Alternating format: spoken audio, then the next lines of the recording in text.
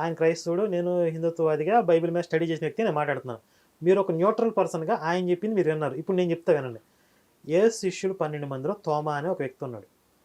ఈ 12 మందికి యేసు నేను యెరూషలేం వెళ్తున్నాను, అక్కడ నన్ను కొట్టి చంపేస్తారు, తర్వాత మళ్ళీ నేను తిరిగి లేస్తాను, ఇవన్నీ చెప్పుకుంటూ వచ్చాడు.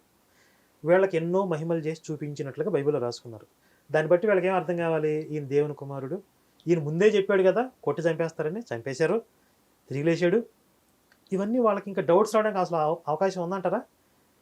ఇన్ని జరిగిన అంటే వాళ్ళ కళ్ళ ముందే మహిమలు చేసిన 5 రొట్టెలు 2 చేపలు 5,000 మందికి పంచిపెట్టాడు, చచ్చిపోయిన వాళ్ళని తిరిగి లేపాడు, గుడ్డివాడు కన్నులు తెప్పించాడు, కుంటివాడు పరిగెత్తుకుంటూ వెళ్ళాడు.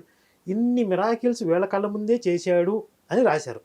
ఇన్ని మిరాకిల్స్ నా కళ్ళతో నేను చూస్తే మా గురువుగారిని అయితే నేను సందేహించను కదా. సందేహించానంటే నా అంత దుర్మార్గుడు లేడు. ఇన్ని మిరాకిల్స్ చూపించినా కూడా వాడికి డౌట్ వచ్చిందండి. కానీ ఈ 12 మందిలో ఒక డౌట్ వచ్చింది. చచ్చిపోయిన ఎట్లా తిరిగి లేస్తాడు, ఆయన లేచింది లేసు కాదు, లేవలేదు, నేను నమ్మనన్నాడు.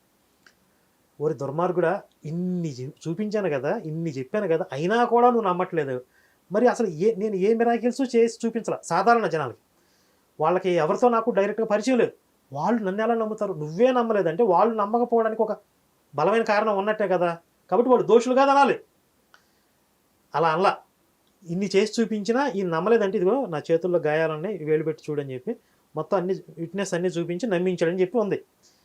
మరి అప్పుడు సాధారణ జనాలకు కూడా డౌట్స్ వస్తాయి కదా. ఇన్ని చూసిన వాడికే డౌట్స్ వచ్చినప్పుడు సాధారణ అసలు ఆయన ఎవరో మాకు తెలియదు, అసలు ఆయన పుట్టోడు లేదు కూడా మాకు డౌటే, ఈ కథలన్నీ నిజం అబద్ధం మాకు మేము ఎట్లా నమ్ముతాం అనే డౌట్స్ వచ్చినప్పుడు నువ్వేం చేయాలి?